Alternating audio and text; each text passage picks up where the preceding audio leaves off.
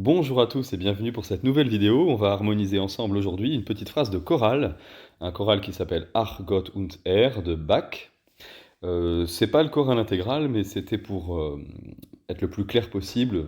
Je préfère faire des vidéos un petit peu plus courtes et que ce soit plus intelligible pour vous. Comme la dernière vidéo sur les chorales vous avait bien plu, je vous propose de faire une petite série où j'harmoniserai peut-être toutes les semaines une petite phrase en vous expliquant en direct comment on fait. N'hésitez pas dans les commentaires à me dire ce que vous en pensez. En parlant de ça, abonnez-vous si ce n'est pas déjà fait, laissez un pouce vers le haut et un petit commentaire. Rejoignez aussi notre canal Telegram et si vous voulez que vos exercices soient commentés en vidéo, n'hésitez pas à souscrire à la chaîne en cliquant sur le bouton rejoindre. Alors, allons-y pour ce choral. On va commencer par le chanter. Alors, l'idée, c'est de le chanter en solmisation baroque, c'est-à-dire avec le solfège relatif. Comment on fait? Alors, on regarde à la clé, on voit qu'il n'y a rien à la clé. On se trouve a priori en Do majeur. Donc, on met Do majeur. Et quand on est avec rien à la clé, on a deux hexacordes possibles. L'hexacorde, vous vous souvenez, c'est les 6 notes qui composent les syllabes qu'on chante en solmisation. L'hexacorde de Do, c'est-à-dire on va partir du Do, enfin ce sera comme le Do fixe en fait, comme le Do naturel. En anglais on dirait C, donc C, Do. Ça, Do, Ré, Mi, Fa, Sol, La. Et l'hexacorde Sol ou l'hexacorde G. Ici, Do, Ré, Mi, Fa, Sol, La. Et en fonction de la mélodie, on va savoir dans quel hexacorde on se trouve, si on est sur l'hexacorde C ou sur l'hexacorde G. Alors c'est parti. Alors la première période fait comme ça.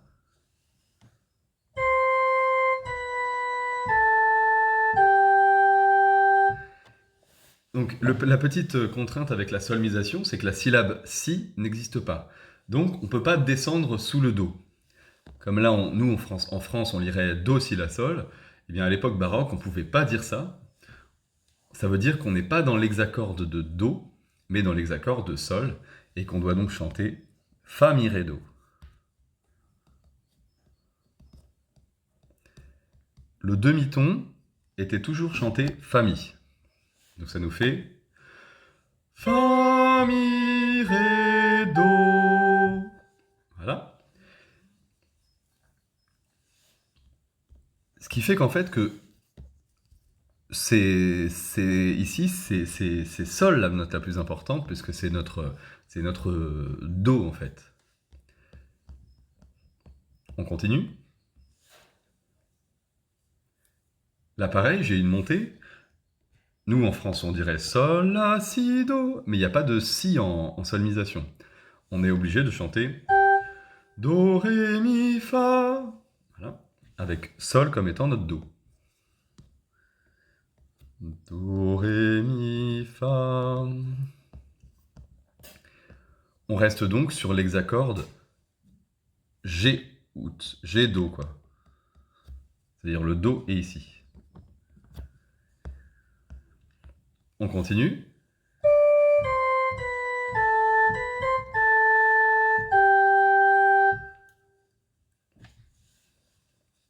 On a une descente, on ne peut pas dire Ré, Do, Si, puisque le Si n'existe pas. On va devoir dire Sol, Fa, Mi, Ré, Fa, Ré, Do.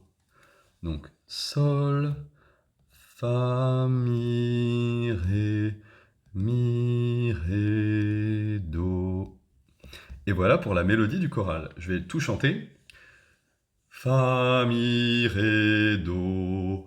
Do, Ré, Mi, Fa. Sol, Fa, Mi, Ré, Do. Et voilà comment quelqu'un au XVIIe et XVIIIe siècle aurait chanté ce choral. Ça nous aide, nous aussi, pour identifier les cadences, et on va se rendre compte que malgré ma petite analyse du début, je regardais l'armure et donc je voyais qu'il n'y avait rien à la clé, ce qui me disait qu'on était en Do majeur. On n'est clairement pas en Do majeur ici. La note la plus importante, c'est Sol. C'est le Sol qui va rester le Do, la première note, jusqu'à la fin des 3 périodes. Donc on est plutôt en fait en Sol majeur. La première étape maintenant pour harmoniser à proprement parler ce choral, ça va être de regarder la mélodie et d'identifier des schémas mélodiques ou des petites cadences. J'aime bien commencer par les cadences parce que ça nous donne un cadre et ça nous donne une direction. Ici déjà j'ai un schéma assez facile, c'est le Mi, Ré, Do. Ça nous indique une cadence. On va appeler ça une cadence simple parce qu'elle ne va pas avoir de dissonance, elle va avoir que des consonances. Je vais mettre la basse en rouge. Je sais que je vais terminer sur Sol. Voilà. Et je vais avoir une cadence de la basse, donc 5, 1. Cette descente de quinte s'appelle la cadence de la basse, ou en latin la clausula bassisans. Donc, clausula bassisans. J'ai oublié de vous dire que Ré et Do, c'était la clausula tenorisans, la cadence du ténor. Encore une fois, les cadences, il y en a 4 hein, qu'il faut connaître, la cadence du soprano, la cadence du ténor, la cadence de la basse et la cadence de l'alto, mais on peut utiliser ces 4 cadences à toutes les voix. On n'est pas obligé d'utiliser la cadence du soprano au soprano. Là, vous voyez, on a la cadence du ténor au soprano, et c'est très très souvent le cas dans les chorales. Donc maintenant, il nous reste qu'à harmoniser le début de la période. Et par exemple, une bonne manière d'harmoniser une cadence simple, c'est comme ça. Sol, Ré, Sol. Et par exemple, faire un Do. Comme ça, on a un mouvement contraire. Ici.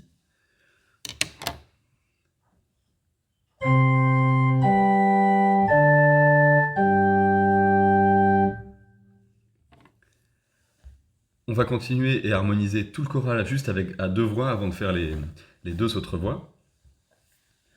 Alors ici, on va avoir une petite différence, c'est que on finit sur une cadence du soprano, c'est la cadence du soprano se chante Mi-Fa. Et pour le coup, la note la plus importante, ça va être l'arrivée sur notre Do. Là, c'est le Do en valeur absolue. Ce qui nous indique qu'on a une petite modulation ici, on va passer en Do majeur pendant un bref moment, en tout cas à la fin de cette période. Donc je vais écrire Do à la basse. C'est-à-dire que si je considère que je suis encore en Sol, là j'ai le premier, deuxième, troisième degré, quatrième degré. Et c'est une phrase qui, 1, 2, 3, 4, qui n'a pas vraiment de sens. On termine quasiment jamais une mélodie sur le quatrième degré. Alors que si je considère qu'on passe en Do, j'arrive sur 5, 6, 7, 8, qui n'est que la fin de la gamme de Do. Donc c'est vraiment pour le coup très commun. Je pense que Bach lui-même a modulé sur Do.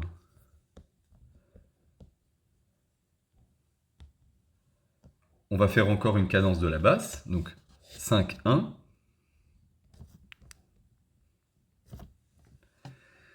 Et il nous reste à harmoniser le début de la période. Par exemple, Fa, donc 4, 5, 1. Une formule très courante. On peut mettre un Do là pour avoir une quinte, une tierce et une octave. On va faire ça.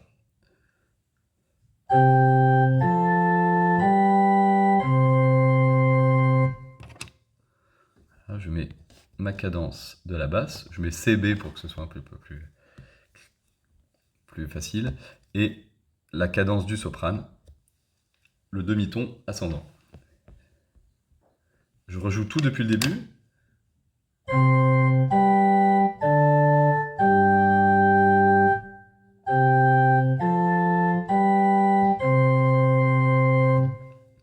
Voilà, on voit que c'est un choral très très simple, hein, celui-là.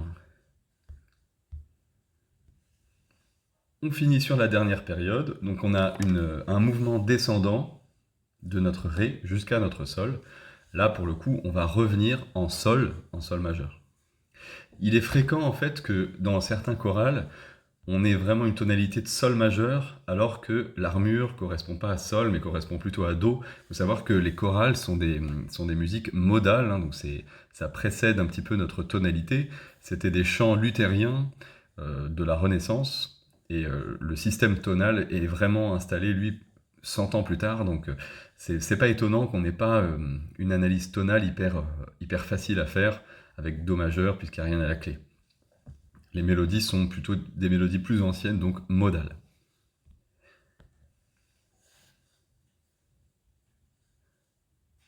Alors, je vais regarder tout de suite ma cadence.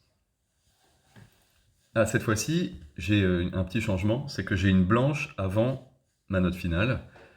Donc, Ré, Do. Et là, ça va être l'occasion d'avoir une cadence composée.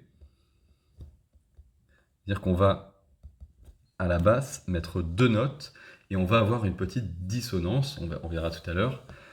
Donc on retourne en Sol majeur, et à la basse, je vais faire Do, Ré, Sol. Donc en solmisation, Fa, Sol, Do, avec ma fameuse cadence de la basse, ici.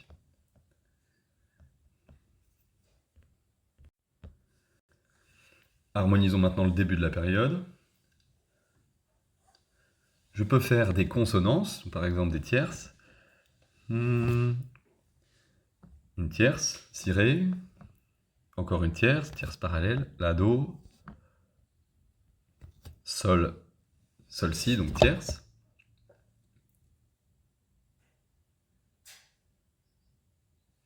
Là, j'ai un La au soprano, donc je vais mettre une quinte.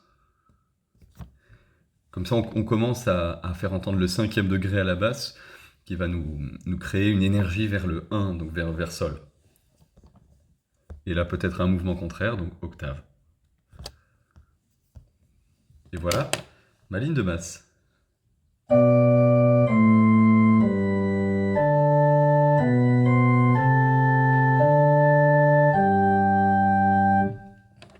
Quand on a un choral comme ça, on essaye de mettre une note, enfin une harmonie par temps, en général. Donc même si on a une blanche, là, il va falloir avoir plusieurs notes à la basse.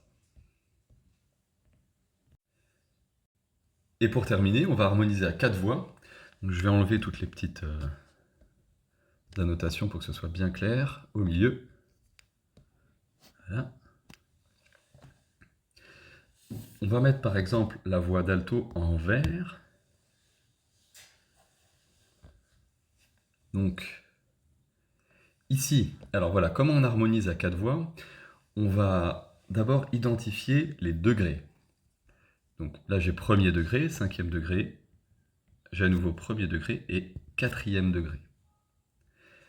En général, quand on a un premier degré, on met que des consonances et on met un accord 3, 5, 8. C'est-à-dire on va retrouver les consonances fortes, enfin la quinte, l'octave, avec la tierce. En général. On va faire à peu près la même chose sur l'accord 5e degré. C'est un accord fort, on va en général trouver 3, 5, 8. Voilà. Sur le 4, on va pouvoir avoir à la fois la même configuration d'accords, c'est-à-dire octave, quinte, tierce, mais on peut aussi trouver souvent des sixtes, voire des quartes. On verra dans des cadences juste après. Ici, je ne vais pas m'embêter, je vais mettre que ces consonances-là, la tierce, la quinte et l'octave, pour rester simple. Par exemple ici, un Mi à l'alto. Donc ça fait une sixte entre alto et soprano.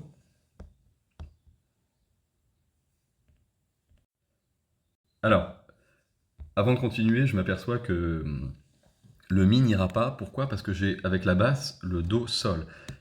Et donc si je fais le ténor, si je mets le Mi à l'alto, il va falloir que je mette le Sol au ténor, ce qui fait que le sol va se retrouver à l'unisson. Je trouve que c'est un petit peu dommage, donc je vais faire le contraire. Je vais mettre à l'alto le sol. Voilà. Sol à l'alto. Bah, on va continuer sur sol, qui est l'octave de la basse. Je descends. Je mets fa dièse, puisque je suis sur une cadence de sol. Et on va terminer sur un ré.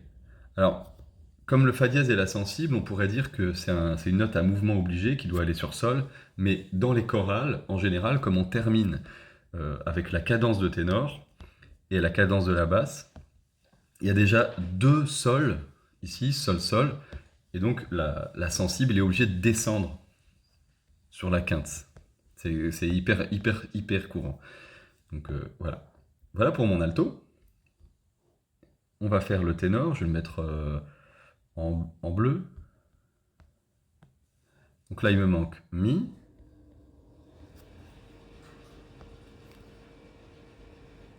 Là, il me manque la quinte. Il me manque l'octave ici, donc je vais continuer sur Ré. Le Ré est déjà pris, donc je vais descendre sur Si. Je vais essayer de chanter chaque ligne. Donc on avait Fa, Mi, Ré, Do. À l'alto, on a Sol, Sol, Fa, Ré. Et à l'alto, Mi, La, Sol, Sol, Mi. Voilà. Maintenant, je joue les quatre voix en même temps.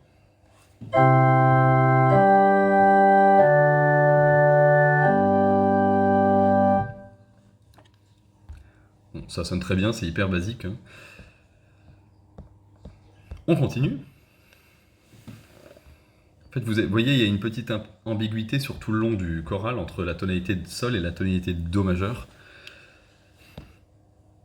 Parce qu'on commence avec notre accord de do, mais tout de suite on va en sol.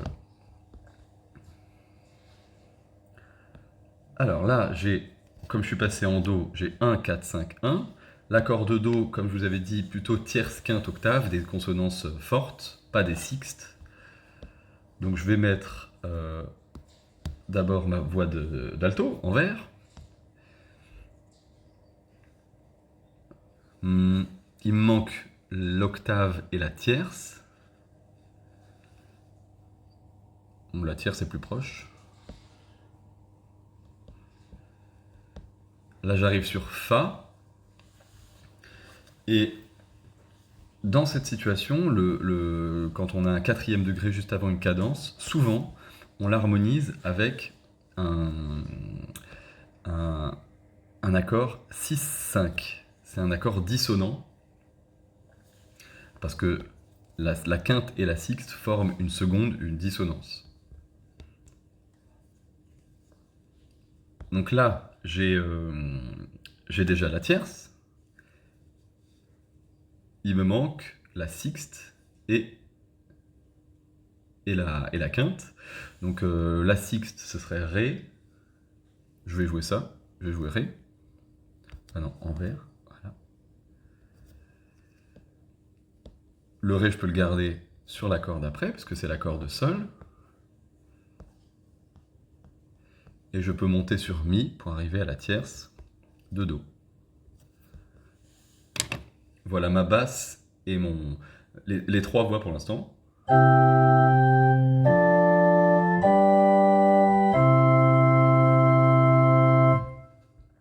Il me manque ma voix de ténor en bleu. Là, j'ai Do, Mi, Sol, je vais jouer l'octave.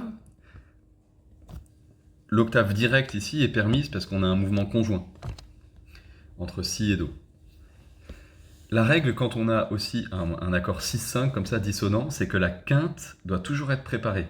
Et la quinte, ça tombe bien, c'est Do, donc on va garder le Do ici.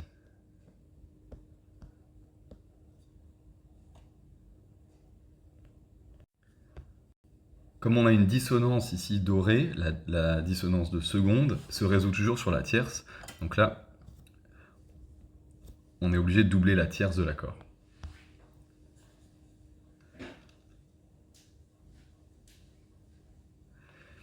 Comme j'ai déjà deux Do, mon Si ne va pas remonter sur Do, mais va descendre sur Sol. Pour éviter ici la quinte directe sans mouvement conjoint, je vais mettre un saut d'octave à la basse. Comme ça, ma quinte est arrivée par mouvement contraire. Et voilà mes 4 voix, donc je les joue.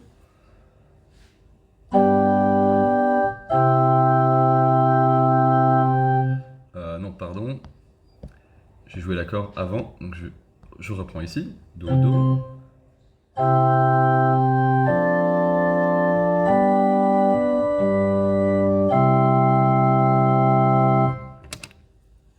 Et cet accord 6-5 ici est très joli.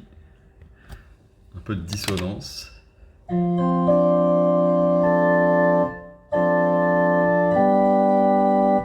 Voilà. Continuons sur la dernière période avec la voix d'alto en vert.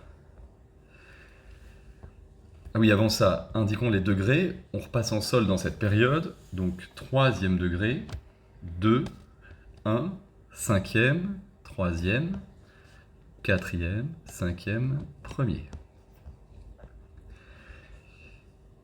Quand on a un 3e degré, c'est le degré vraiment le plus faible dans ma musique tonale. Donc en général, vraiment très souvent, on va l'harmoniser par un accord 6. C'est-à-dire faire entendre la sixte, donc faire entendre un sol. Là, j'ai déjà un sol à la voix de ténor, donc je vais plutôt le jouer au ténor. Et à l'alto... Non, j'ai rien dit, je vais plutôt jouer à l'alto mon sol. Voilà, ma sixte. Ensuite, j'ai le 2e degré. Alors 2e degré, pareil, je vais très souvent faire entendre ma sixte, qui sera la sensible. Donc ici, Fa dièse. Alors avant de hurler aux quintes parallèles, sachez que quand on a 2 quintes et que la deuxième est diminuée, comme c'est le cas ici, elles sont possibles, elles sont autorisées. Par contre, le contraire n'est pas vrai, c'est-à-dire que je ne pourrais pas faire Fa dièse Do, Ré Sol. Ça ne marcherait pas. Là, ça marche. Mais si je fais... là, on l'entend. Voilà. On va pouvoir remonter au sol, par exemple. Redescendre sur Fa dièse, puisqu'on a l'accord... oui, comme je le disais tout à l'heure, l'accord 1 et la note 5, le degré 5. En général, on met des tierces et des quintes et des octaves. Donc là, j'avais l'octave, tierce, je continue. Vous voyez, j'ai encore l'accord 3, donc je vais faire entendre la sixte. La sixte, c'est Sol, qui va me permettre ensuite de faire à nouveau mon accord 6-5, puisque j'arrive sur le 4e degré. Le Sol, je vais le garder, et là, je vais avoir une dissonance entre Sol et La, qui va se résoudre sur Fa dièse, donc sur la tierce. Comme j'ai déjà 2 sols, je ne vais pas remonter là, mais je vais descendre sur Ré comme tout à l'heure. Et voilà 3 voix. Donc.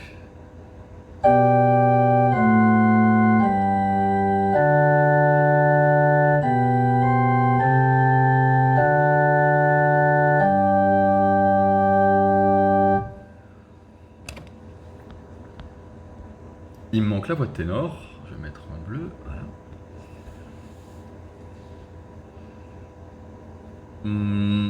Là, je vais doubler, comme j'ai un accord de sixte, je vais doubler par exemple le Ré.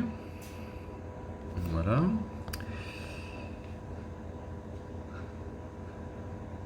Ah oui, là, comme je suis sur le 2e degré, je vais pouvoir garder le Ré. Pardon, Ré. Ce qui va me faire un accord 4, 6. avec dièse aussi, puisque c'est la sensible. C'est ce qu'on appelle l'accord de petite sixte, qui était très souvent utilisé sur le deuxième degré. Je garde le Ré parce que je suis sur l'accord Sol, c'est la quinte. Je garde à nouveau le Ré puisque je suis l'octave de la basse. Je peux garder le Ré encore puisque c'est la tierce du Si.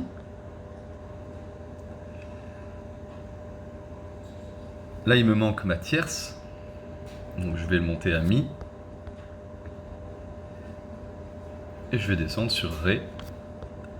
Comme le Ré est déjà pris par la mélodie en vers, je vais descendre sur Si. Et voilà mes 4 voix. Je vais jouer que cette période pour l'instant.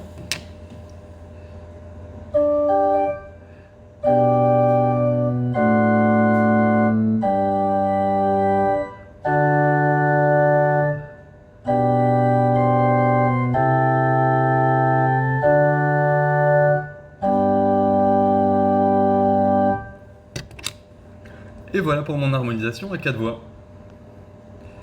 Je rejoue tout depuis le début.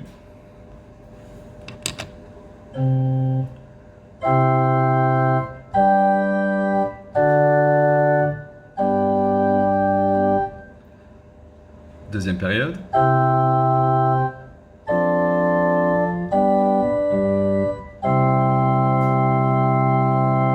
Troisième période.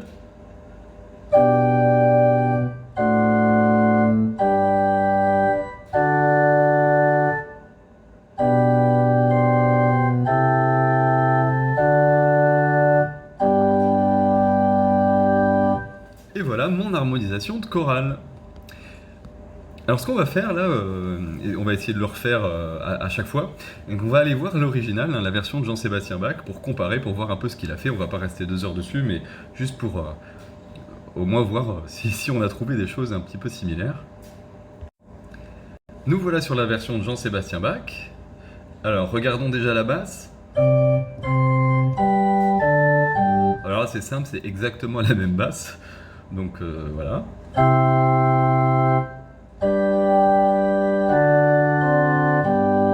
Alors là c'est vraiment exactement ce qu'on a trouvé ensemble, donc pour le coup de bol.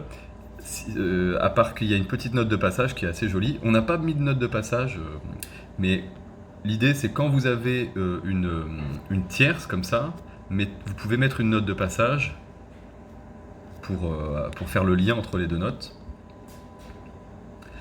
On continue.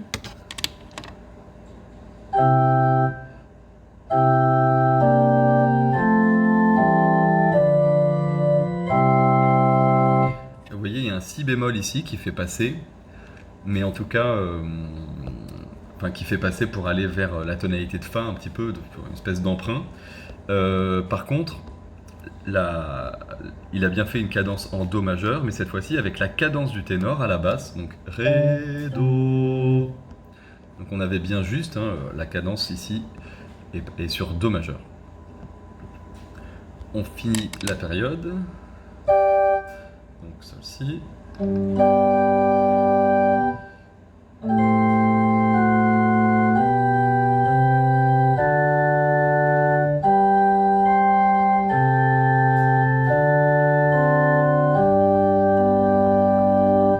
Pareil, il a fait à peu près la même cadence que nous avec Do, Ré, Sol, donc 4, 5, 1, cadence de basse. Intéressant aussi, on a utilisé le même accord que lui, puisque on avait tierce, quinte, sixte, avec la quinte préparée qui se résout sur le Fa dièse. Parce que là, il y a une dissonance entre Sol et La qui se résout, qui devient une tierce. Donc là, on a fait à peu près la même cadence, c'est assez drôle. En fait, le choral est tellement simple que je pense qu'il n'y avait pas 50 000 écritures possibles, donc c'est pas étonnant qu'on ait trouvé la même chose que Bach, à peu près. Si ce n'est qu'il a été plus inventif que nous, avec ses notes de passage. Là, cette note de passage assez belle, qui va vers Fa, et des tierces parallèles en note de passage, ça c'est très joli. Et voilà, on va retourner sur notre version pour voir si on peut pas mettre des notes de passage nous aussi. Là, nous revoilà sur notre version. Alors je rappelle, quand on a des tierces, on peut mettre des notes de passage. Ici par exemple j'en ai une en, en bleu là. Tin, tin, tin. Voilà.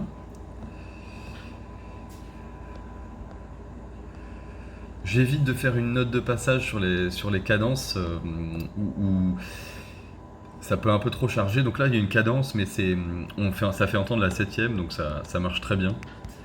Mais sinon au moment des cadences, enfin, je suis pas sûr que les notes de passage soient toujours de meilleur goût. On va regarder s'il y a d'autres moments où on peut mettre des notes de passage. Déjà commençons avec la basse. Pas de tierce. Do, si, la, sol. Si là. Ta, ré, do, ta. Voilà. Donc.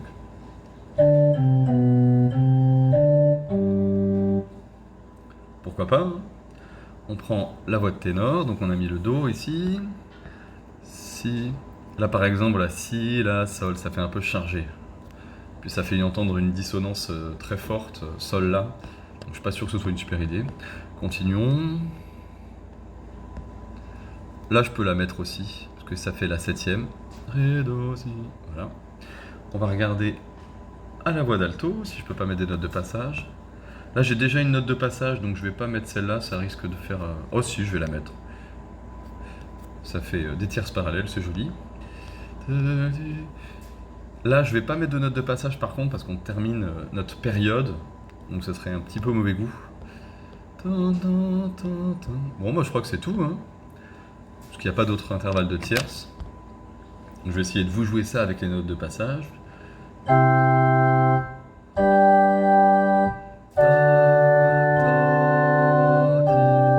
Non.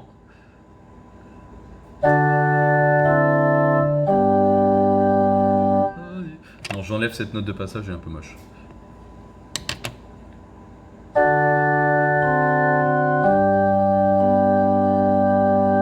Voilà, ça c'est bien.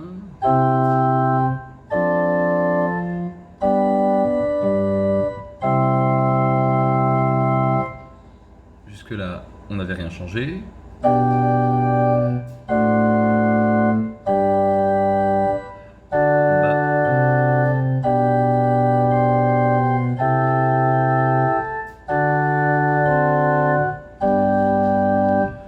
Finalement, on n'a pas rajouté énormément.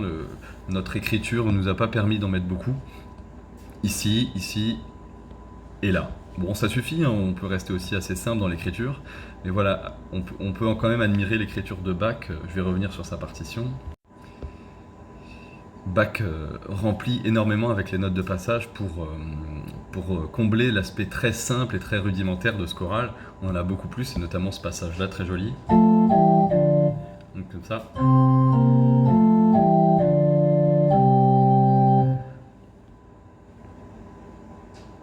Ça c'est assez joli.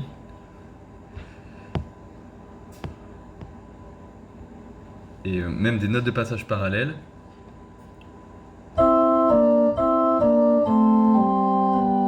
Voilà. Il n'en met pas d'autres, hein, si ce n'est celle qu'on a utilisée nous-mêmes, Ré, Do. Il la met aussi Ré, Do, vous voyez, ça fait entendre la septième. Donc c'est quelque chose de très utilisé, très courant. Et voilà pour cette petite phrase de chorale. J'espère que cette vidéo vous aura plu. N'hésitez pas à me faire vos retours en commentaire. N'hésitez pas aussi à me faire vos retours sur la visibilité de la partition. Si les couleurs vous conviennent, si vous préférez que je fasse sans couleur ou si ça doit être plus gros, je sais pas. N'hésitez pas à me faire vos retours. Dites-moi aussi dans les commentaires si vous voulez que j'en fasse une série, c'est-à-dire que je le fasse plus régulièrement. Peut-être par exemple, voilà, comme je disais, une par semaine. Et n'hésitez pas vous-même à refaire l'exercice, à essayer de le faire vous-même. Peut-être même que j'aurais dû vous le dire avant de commencer la vidéo, mais bon, voilà. N'hésitez pas à le refaire. N'hésitez pas aussi à copier en même temps que moi. On apprend énormément aussi en imitant et avec juste la pratique. Comme je vous l'ai dit au début de la vidéo, n'hésitez pas non plus à vous abonner, à souscrire à la chaîne, à rejoindre le canal Telegram et à mettre un pouce vers le haut si la vidéo vous a plu. Quant à moi, je vous dis à bientôt, portez-vous bien, au revoir.